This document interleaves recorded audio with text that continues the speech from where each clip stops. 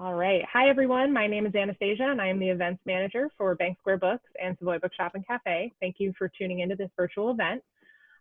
We are here with the Read of the Day Book Club, a regional newspaper book club that is put on in partnership between Bank Square Books and The Day. And we are thrilled to have best-selling author Ace Atkins here with us this evening. And speaking with Ace is his friend and also day reporter, Rick Coster, who you also see here joining us. And I'm going to let Rick talk a little bit about Ace and his accolades, and then they're going to talk a little bit about Ace's new book, The Revelators. And with that, I'm going to turn my camera off and let Rick and Ace take it away. Thank you, Anastasia. Thank you very much. As always, it's fun to get to do this. We've had a lot of fun with this book club, and it's a privilege, Ace, that you would join us. So thank you. My pleasure. Folks, if you're tuning in, you probably know about the greatness of the Atkins. If not, book 10 in the Quinn Colson series, The Revelators, is out.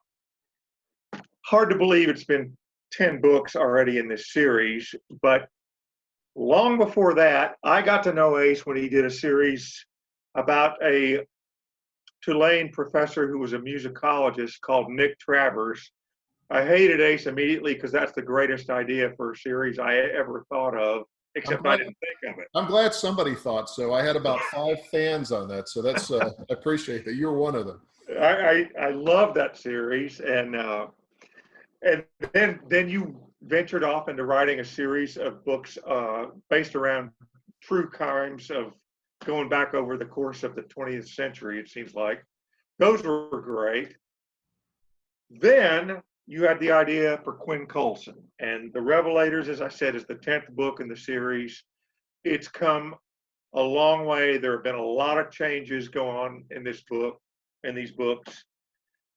And I'm going to throw you a little bit of a curveball because given your extensive history and the fact that you played football in Auburn and you worked for the Tampa Tribune and were nominated for a Pulitzer, you've been all over the MAC geographically. Why did you decide you wanted to write a series set in northern rural Mississippi? Well, I ended up here. The newspaper business was kind of going through a rough moment when I left in 2001. I didn't really realize how rough it was going to get. But I latched on to this thing where I was going to be writing books full time. And so I had to kind of fulfill that. There was no job to go back to once I left the newspaper. So I talked to my editor. I was at the time, as you mentioned, I'd been writing a series of true crime books. One of them was about Machine Gun Kelly in 1933 and his run from the law. I wrote a story about Wicked City that was about Phoenix City, Alabama, the most violent town of the 1950s. And he came to me, his name's Neil Nyren, and Neil has worked with everyone from Clive Cussler to Tom Clancy, C.J. Box, and John Sanford. And he said, Ace, I really think we could do well with a series. You know, what would you, if you did a series, and of course, all my ideas were like 1920s San Francisco or something, that was well. And he said, no, we want to do something contemporary. What would excite you to have a reoccurring character? And I love those kind of books. I mean, those books I've been reading for years, and books like Robert Craze and, going back to Raymond Chandler. Those were the stories that I really, really enjoyed.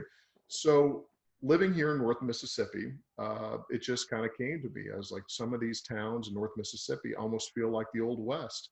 And what would it be like if I wrote something that was contemporary but had the feeling of a Western? That way I kind of got to serve both worlds. I got to serve what my editor wanted from me to do something contemporary, but to do something that felt, wholly old-fashioned as well. Yeah, and the title character, Quinn Colson, is an ex-Army Ranger who comes back to the town where he grew up and becomes sheriff. Yeah. And since he's gone or been overseas, there's been a lot of trouble. Was that fair to say? Yeah, and it's a very old-fashioned story. It's something that we've seen. I mean, this is not breaking new ground where you've got a guy who's a warrior returning home and finding his world in chaos. I mean, it's as old as the Odyssey.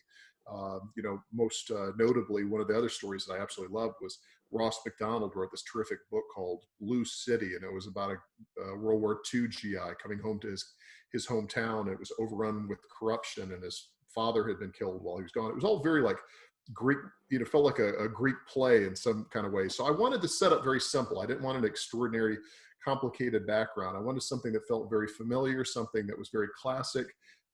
And so, I just thought about somebody who'd been away for so long and then finds many of the same problems that they're facing overseas with, religious fundamentalism, drug dealing, corruption, things that you'd see over in Afghanistan.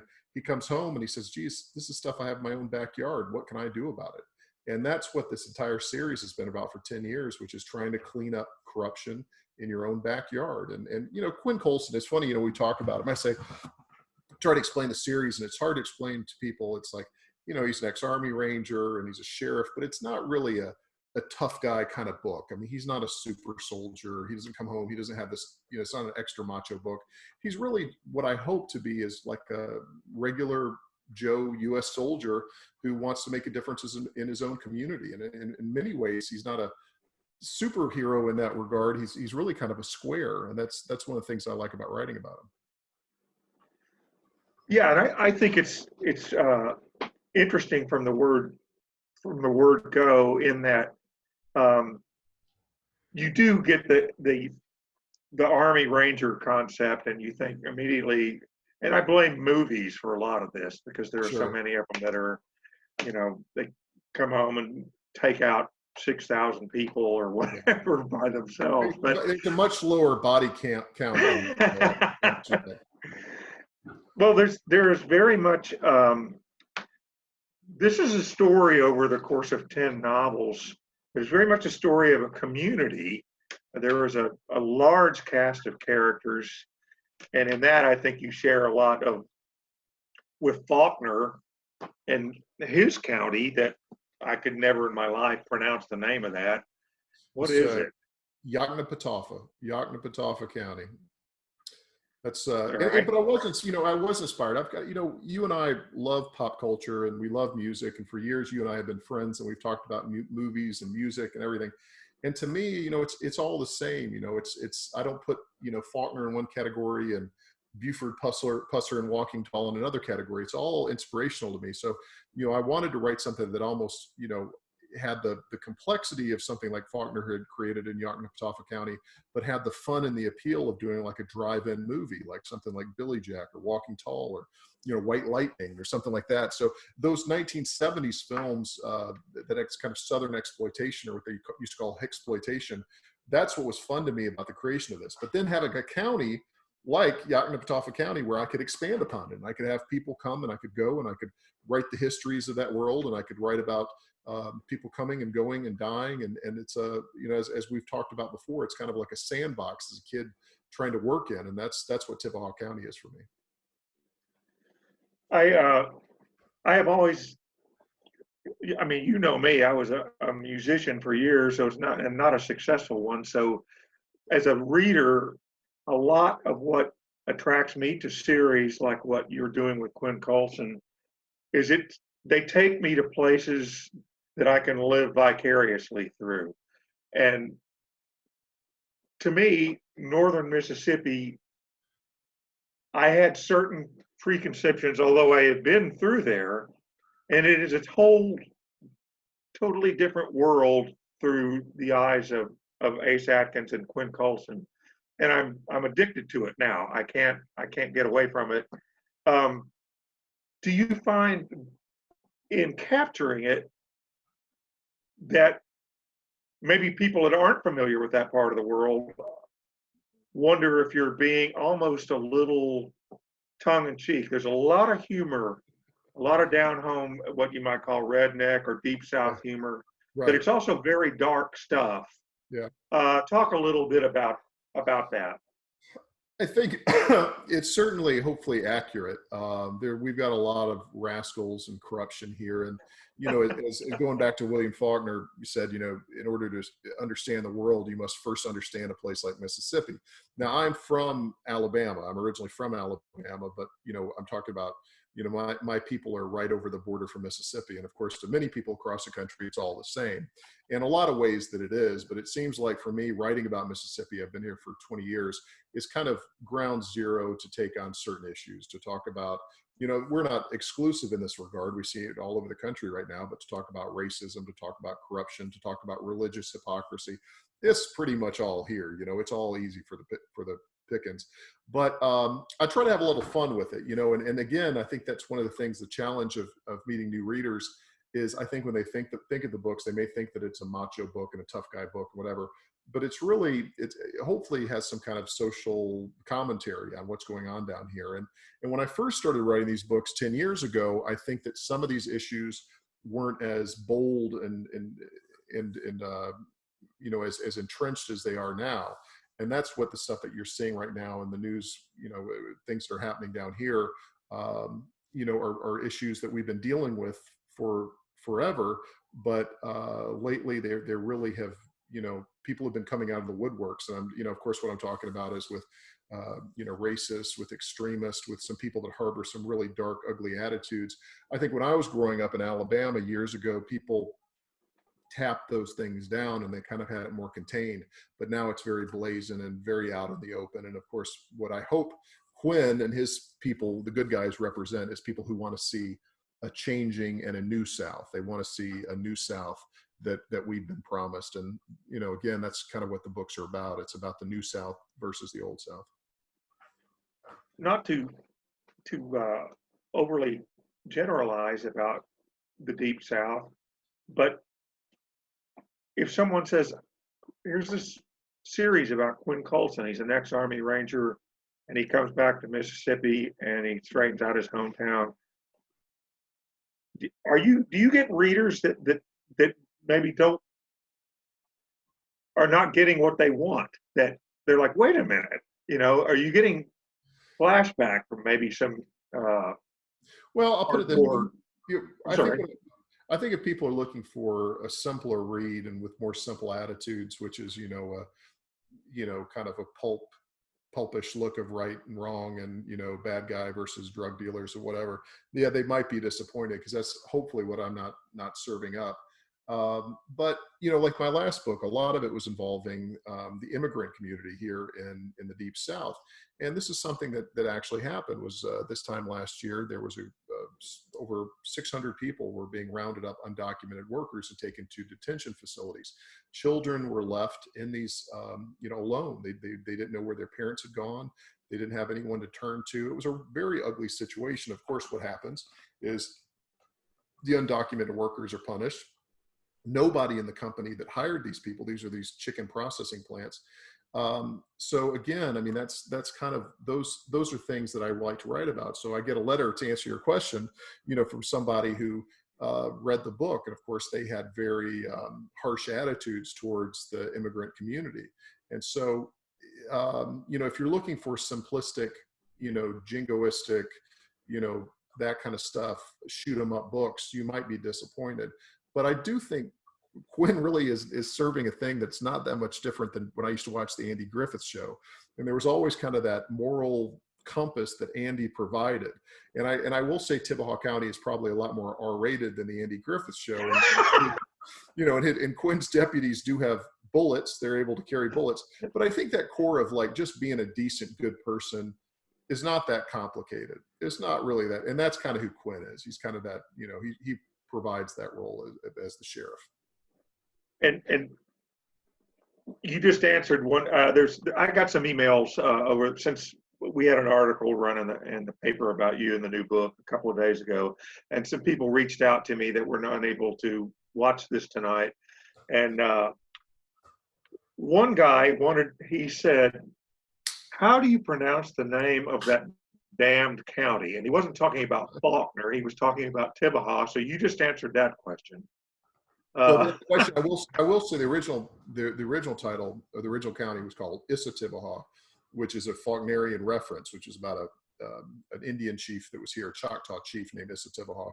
And that's what I originally called it. And my editor sent me a note. He said, I only have only one thing for you to change. He said, could you please give us a damn name we can pronounce? So for Southerners, we're used to a lot of Native American names, but he was quick to point out that some people, it's a little harder for them. Yeah, it's interesting that this email had come from a guy up here where, you know, it seems like every other street name is Pequannock or Mashantucket, Right, right. Pequot Exactly. Yeah, you Seapost or whatever. sure, you guys So are. in the Revelators, book 10, you have tied together a lot of threads that have been ongoing. And as a reader, you did, I think you did an amazing job of bringing a lot of this stuff to a simmering boil, not just in terms of a long-term narrative arc, but at the same time, you are reflecting what is happening in the world, in our country. It's a prism as seen through Issativaha County. It's remarkable how complex it is and how smoothly you make it happen. But speaking of it coming to a slow boil, you had to kind of make some changes here and some decisions as a writer. I'm not going to say any more than that because I don't want to spoil the plot, but was it something you saw coming, and was it hard to do? And clearly the series is going to keep going, but you kind of knew this was going to be a book that had some answers and maybe charting some new course. Well, for me, I also, for some of your listeners up there and in your neck of the woods, around the Boston area, know me from writing the Spencer books. And so I've been writing Spencer now in the Boston area for almost 10 years. And writing Spencer is very different because Spencer doesn't change. Spencer is somewhat static, and you'd have, different stories that you're telling, but they're very self-contained. And for me, writing about Quinn and Issativaha County, this is a world that is changing all the time, and it exists in the real world with real time. Things are going on. And so I have to have characters come and go. I have to have things change. And there may be something that happened 3 books ago that's affecting what's happening now. There's a character who's this kind of, evil, racist politician that we've met 4 to 5 books ago, who's just kind of a throwaway character that we just know he exists. We know he's out there, and we know that he's working with some people in Issativaha County, but later on the books, he becomes the governor. And you kind of have a lot of backstabbing, and it's almost like a soap opera. I mean, things are changing with, the criminal element. And I was very inspired watching a show like Deadwood on HBO. And Deadwood, I loved how those story arcs were changing, and the alliances that were formed, and the backstabbing, and then people coming to power later, and that's what I hope to do with these books. And that is very reflective of what's going on. I mean, and maybe it's always been that way in this country, yeah. But now this is sort of a writerly question, because you did just reference that, where I believe you're working on the 9th Spencer since the estate chose you to carry on that novel series. And by the way, if any of you out there have not read Ace's Spencer books, because maybe you were reluctant, or you think, well, nobody can do Robert B. Parker. Well, this is about as damn close as you're going to get. It is wonderfully done, and I encourage you to do that. Check it out. The rhythms there, the voice, the humor, the characters. Thanks. And vision for the future. But anyway, where I was going with this is, you're writing 2 books a year, man. In addition to other projects you've got going on. Can you even remember writing the Revelators? You have to, for doing an interview like this. I mean, right now, I assume today you spent some time. I do. I've been spending time in Boston for the last 3-4 months. I think actually since the pandemic hit, I've been just mentally. I've been in the Massachusetts area the entire book. So then, yeah, I think I don't forget the book, but I have to put a pause on it and then go back and think about the book that I'm promoting. Because you really want your mind totally focused on that project. So right now I'm completely immersed in that world. But, as compared to, in my former life being a journalist, this is not as difficult as turning in, 2-3 stories a day, or, working on a couple of big feature articles, or doing an investigative story or something like that. It's a much more relaxing pace than that. So I don't brood over it too much. It's a lot of fun. Can you hint at all what we're going to see Spencer? Spencer doing in Yeah, sure. No, around no, no. November or December.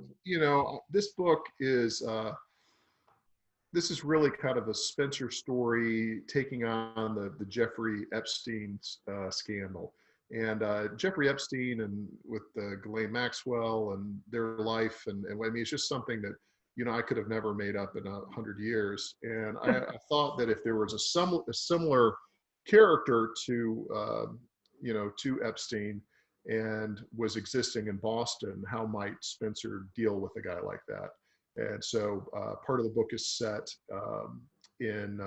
much of the book is set in Boston, and then some of the book is set in Florida and the Caribbean, and that's why I'm wearing this Hawaiian shirt right now, just to kind of get me in that frame of mind.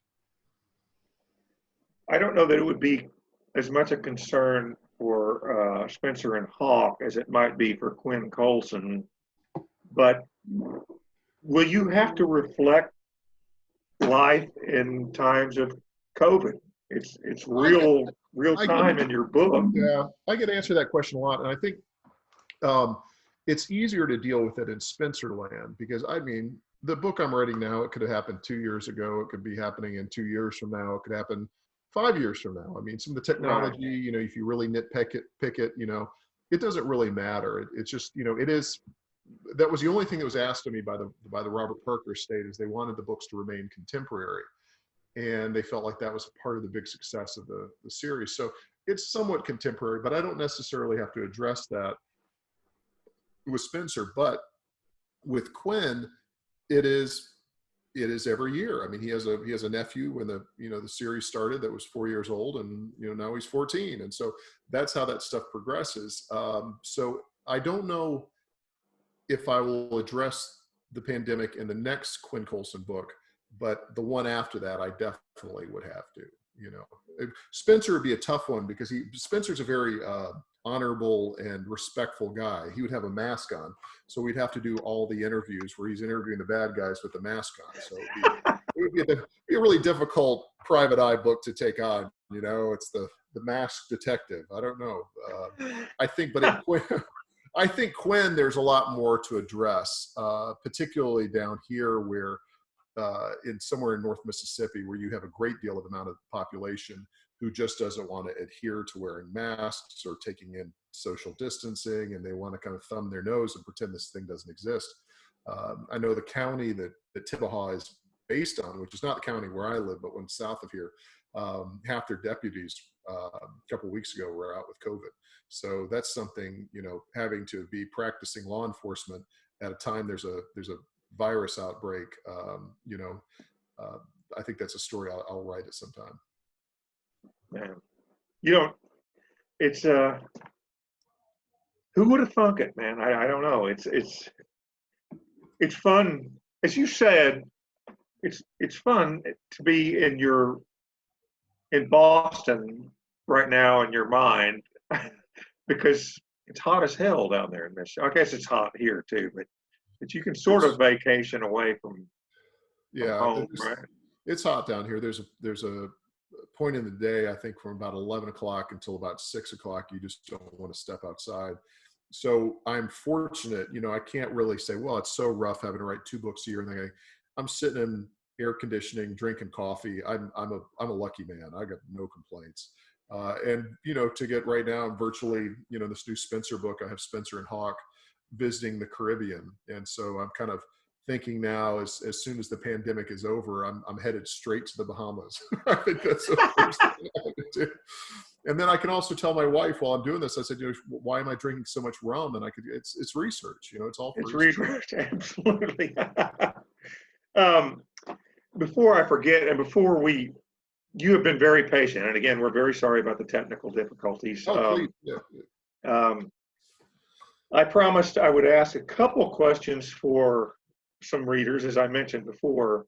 Now, one of the main villains over the course of the Quinn Coulson series is a woman named Fanny Hancock. Do you want to describe Fanny, or should I? And there's a reason for this. Okay. Fanny's based on some actual true life people. One of them was a woman named Fanny Bell, who I'd actually written about in my book, Wicked City, who was a very famous madam in Phoenix City, Alabama in the 1950s. And also there was a woman that was involved in the whole Buford Pusser real life Walking Tall story named Louise Hathcock. And so people think I've made up this name because, you know, it is a name, Hathcock, and you can extrapolate what you want from that. But it's not. It's kind of a combination of these two women who were, you know, very cutthroat, tough women on the vice front. And Fanny is very much like the original character. The real woman, Fanny Bell, is a very voluptuous redhead, but was, you know, didn't take any crap from anybody. And so Fanny's a woman I really enjoy writing for. She's a lot of fun. Well, the reason I asked you to explain that is because the emailer read in the story Sunday that we published after you and I had spoken, and congratulations, because HBO is going to do a Quinn Coulson series, and that is spectacular. I assume you're pretty jazzed. Very excited, very excited. Although it's a time to announce something like that during production shutdown. So you know, all of Hollywood is shut down right now for the foreseeable future. But I'm hoping, I am very happy about that, because the genesis of this entire series came from the idea that was inspired by Deadwood, which was on HBO, and I think this is the natural place to, you know, come back around to. Well, I think all of us who are long-term Quinn Coulson fans have sort of an ambivalent feeling about Fanny Hancock, because, as you said, the woman she's based on is a voluptuous redhead. Yeah. And I'm going to quote exactly the email question. This is from Steve, who says, "You sure you want to do this, Rick?" It's very eloquently, okay, but it pretty much captures the idea. And who, in the name of eternal male fantasy, is going to play Fanny? So obviously they haven't cast it because there's no production. But you invented Fanny. If someone says, "Hey, who do you think should play Fanny in the name of eternal male fantasy?" One thing I found out is usually, you know, going into this is you usually think that anytime your stuff gets into development is you think of casting. And for Hollywood, tends to be, the casting is the very last thing they do, because it has to do with the availability of the actors. It has to do with you know, the certain directors that are attached and everything that's going on like that. But to answer your question, I do see a certain actress absolutely in mind for that role. And actually, when I write, I have in my mind, which is a fantastic actress, Christina Hendricks, which she was on Mad Men, and she's so great, and she can be so mean too, and so evil, and she has a certain, you know, quality about her. And so she actually has visited Oxford from time to time, and we have a mutual friend here. And from time to time, I kind of slip to her mutual friend, just, "Christina really needs to read these books." I think some point she may be hearing from somebody. I don't know anyone else who could play that role but her.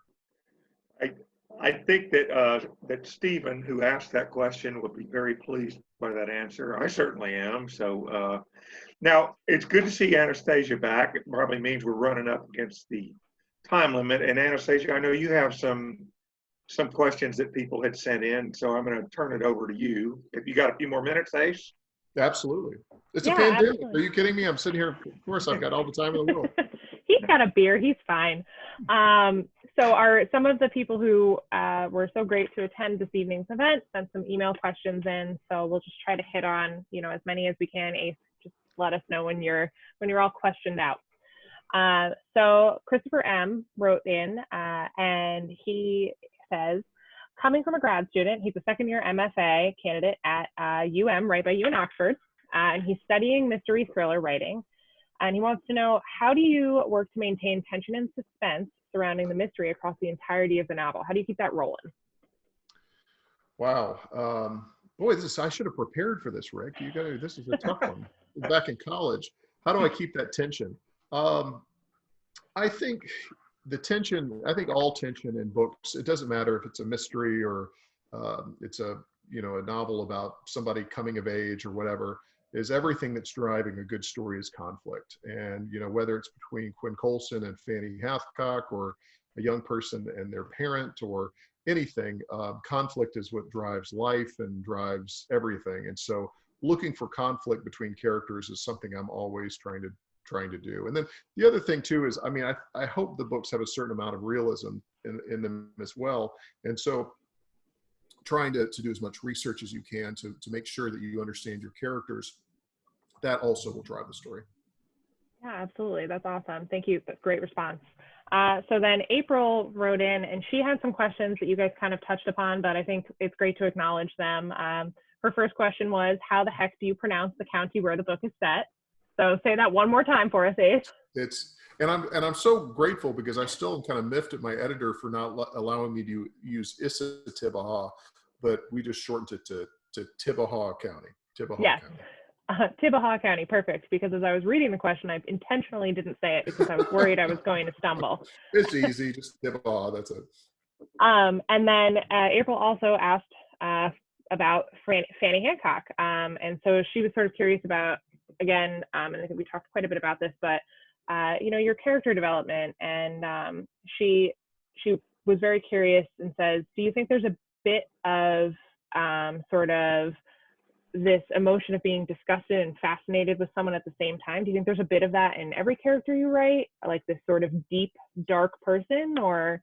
I always, there are characters in my book that I don't, I think every author you talk to is going to talk about shades of gray and understanding their characters. And I'll be honest with you, this day and age we're living in right now, there are people I can't fathom their their mentality. There are people that are living among us right now that I just are straight out evil people, and I can't get into or empathize with them. I just think that right now these lines, but somebody like Fanny that I've written about for years, I do understand, because she came from a place of vulnerability of a child, and she got into this life where she was either going to get completely sunk by it, or she was going to get some kind of mastery over it. And she ended up being able to have some mastery of it, which is in this really horrific, tough business of the sex industry. And that's what she did. And so I find that she's a fascinating character, that I don't understand her, but I also understand her ruthlessness. If she wasn't ruthless, then she would be pointless. She'd be vulnerable. And so I understand who she's become. There's a great series right now that's God, I'm trying to think what network it's on. It's called P-Valley. And it's about a strip club and about the world that exists actually it's in rural Mississippi, and it's terrific. The woman that created it, the writer, she's a playwright, and it talks about really all of the emotions and the drama and everything that happens around this strip club world. And it's not sexy. It is far from a sexy kind of business. And so anyway, that's the thing about Fanny, is I understand her, and I'm not repulsed by her. I like her strength. I mean, she's a strong character. Yeah, awesome. And so then Blue writes, who is your favorite character to write dialogue for? Wow, favorite character to write dialogue for? Oh, that's easy. That's easy.